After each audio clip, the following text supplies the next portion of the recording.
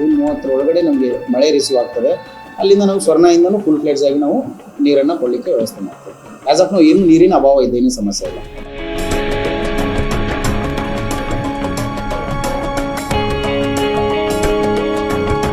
ಉಡುಪಿ ನಗರಸಭೆಗೆ ಜೀವನಾಡಿಯಾಗಿರುವ ಬಜೆ ಅಣೆಕಟ್ಟಿನ ನೀರಿನ ಮಟ್ಟ ದಿನದಿಂದ ದಿನಕ್ಕೆ ಆತಂಕಕಾರಿಯಾಗಿ ಕುಸಿಯುತ್ತಿದ್ದು ಸಾರ್ವಜನಿಕರಲ್ಲಿ ಕುಡಿಯುವ ನೀರಿನ ಭವಿಷ್ಯದ ಬಗ್ಗೆ ಚಿಂತೆ ಮನೆ ಮಾಡಿದೆ.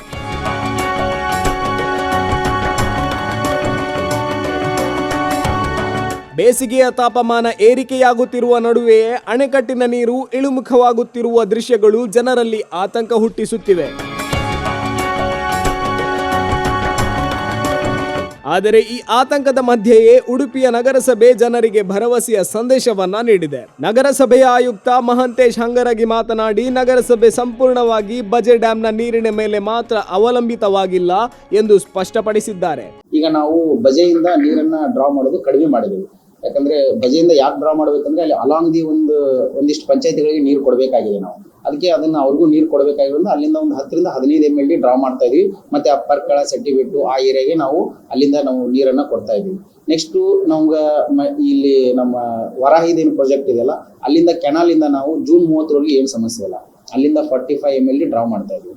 ಜೂನ್ 30 ಸಮಸ್ಯೆ ಇಲ್ಲ. ಜೂನ್ 30 ಒಳಗಡೆ ನಮಗೆ ಮಳೆ ರಿಸೀವ್ ಆಗ್ತದೆ. ಅಲ್ಲಿಂದ ನಾವು ಸ್ವರ್ಣಯಿಂದನೂ ಫುಲ್ ಫ್ಲೆಡ್ಜ್ ಆಗಿ ನಾವು ನೀರನ್ನ ಕೊಡ್ಲಿಕ್ಕೆ ವ್ಯವಸ್ಥೆ ಮಾಡ್ತೇವೆ. ಆಸ್ ಆಫ್ ನಾವು ಏನು ನೀರಿನ ಅಭಾವ ಇದೆ, ಏನು ಸಮಸ್ಯೆ ಇಲ್ಲ. ಮುನ್ನೆಚ್ಚರಿಕಾ ಕ್ರಮವಾಗಿ ಪರ್ಯಾಯ ನೀರು ಪೂರೈಕೆ ವ್ಯವಸ್ಥೆಗಳನ್ನು ಈಗಾಗಲೇ ಸಿದ್ಧಪಡಿಸಲಾಗಿದ್ದು, ಅಗತ್ಯ ಬಿದ್ದರೆ ಅವುಗಳನ್ನು ತಕ್ಷಣ ಕಾರ್ಯಗತಗೊಳಿಸಲು ಎಲ್ಲ ಸಿದ್ಧತೆಗಳನ್ನ ಮಾಡಲಾಗಿದೆ ಎಂದು ತಿಳಿಸಿದ್ದಾರೆ. ನಮ್ಮ 15 ಫೈನಾನ್ಸ್ ಅಲ್ಲಿ ಕೆಲವಿಷ್ಟು ನಮ್ಮ ಸದಸ್ಯರು ತಗೊಂಡಂಗೆ ವರ್ಕ್ ಮಾಡ್ತಾ ಇದ್ದೀವಿ. ಒಂದಿಷ್ಟು ಬೋರ್ವೆಲ್ ಗಳನ್ನ ರೀಚಾರ್ಜ್ ಮಾಡೋದು ಮಾಡ್ತಾ ಇದೀವಿ.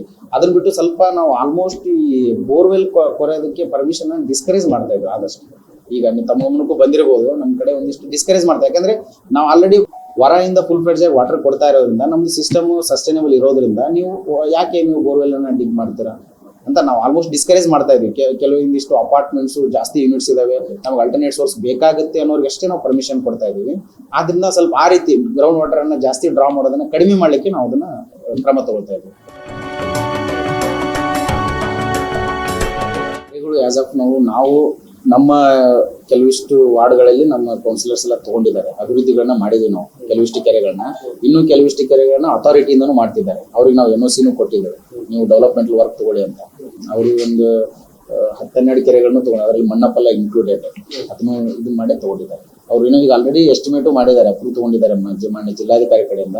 ಈಗ ಅದನ್ನ ತಮ್ಮ ಡಿಪಾರ್ಟ್ಮೆಂಟ್ಗೆ ಕಳಿಸಿದ್ದಾರೆ.